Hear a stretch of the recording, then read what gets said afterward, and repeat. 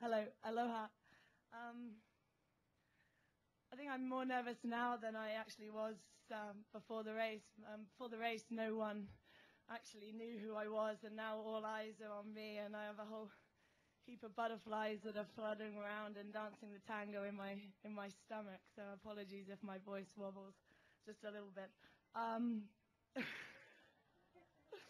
I'll strip later, not now.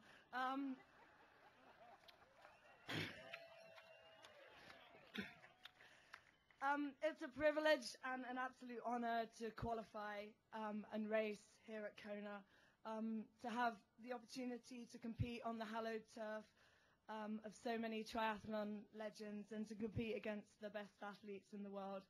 To stand up here and wear this lei is something that hasn't quite sunk in yet. I'm absolutely amazed, overjoyed, and incredibly, incredibly overwhelmed. And for England to win the rugby and at the football, it's just the icing on the cake, baby.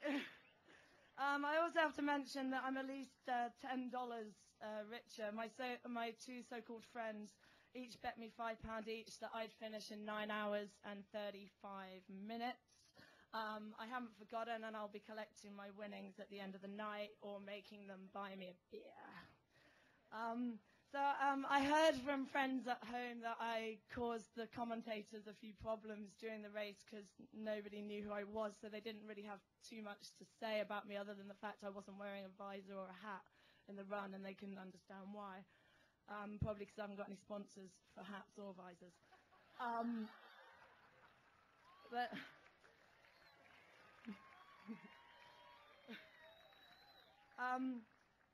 as some of you know, I came to the sport relatively late. I was a sporty kid. I used to swim, I used to play hockey, netball, running at school, but I was never excelling at any of those, and was always more interested in the social side of sporting activity than reaching my full potential, I think.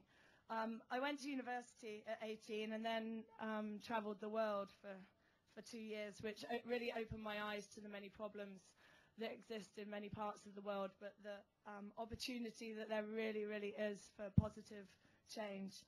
I knew then that I wanted to work in international development. I went back home to the UK. I did an MA, and I got a job working for the UK government on international development policy, which I did for 3 years working in London. In 2004, I took a sabbatical from there and went to work in Nepal for 18 months, and I returned to the UK last year to my old job pushing paper.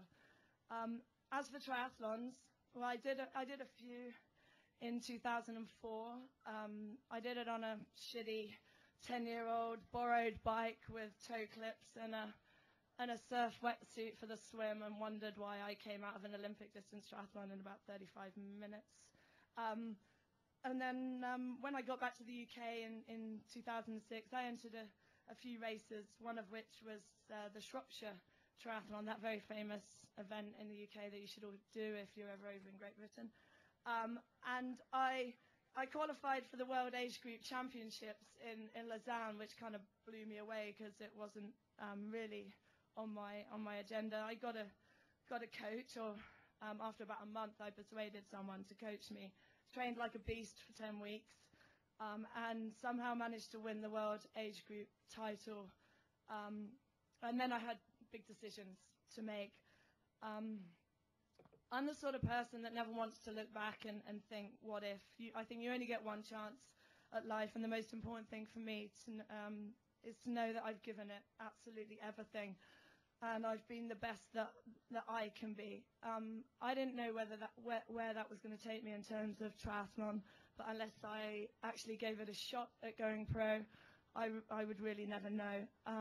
So I was put in touch with a coach that many of you know, Brett Sutton.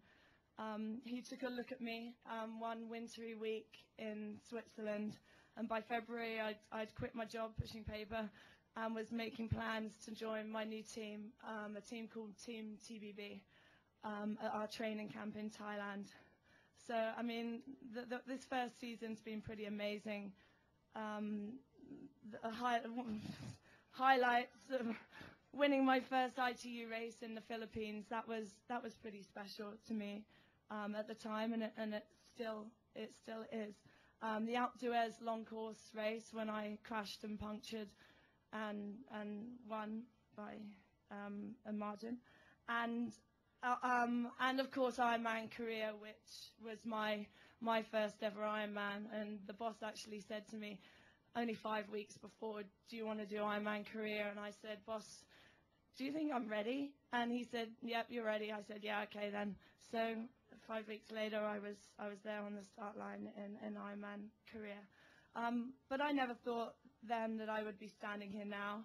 And part of me keeps thinking that it's all been a dream, and I'll wake up and I wouldn't have really raced and I wouldn't have really won the Hawaii Ironman World Championships.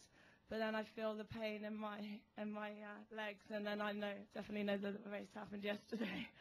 So I just thought I'd just say quickly something about the race and about how each of the three disciplines felt for me. I think prior to the race, I actually wasn't that nervous. I didn't have anything to lose. As I said, no one really knew who I was. So for me, it was just another race. There were no expectations, and I just wanted to go out and do what do the best that I could do. For me, the swim was probably below average, maybe about 3 minutes down from what I wanted. But the scenery was pretty good down there. When I wasn't looking at the soles of people's feet, I was looking at the little wee fish, and that was pretty good, better than the black lines up and down in training. And on the bike, it took me about 30K to get going. I didn't feel that strong initially, but then I found my rhythm and felt stronger as the race went on. I almost got blown off my bike coming down Harvey, and if I had, the race wouldn't have ended, as it did. I caught the leading girls going on to the Queen K, and I had a decision: do I stick with them for a while, or do I go past? And I felt that I had more in the tank, so I took off, and I was quite surprised but quite happy to see that they didn't come with me. And I guess it gave me a bit of confidence. I continued at my pace and rode up to Leander and Didi, and about 20 kilometers later I passed them, and I really, really couldn't believe that I was leading the Ironman World Championships, and I didn't even have a cool looking aero helmet to wear. I was wearing my old regular helmet that Matthias Heck told me that I should change 2 days before the race, and I said, oh, no, I don't care what I look like, I'll just wear my old helmet. No, I wish I'd been wearing something a little bit cooler for the photos.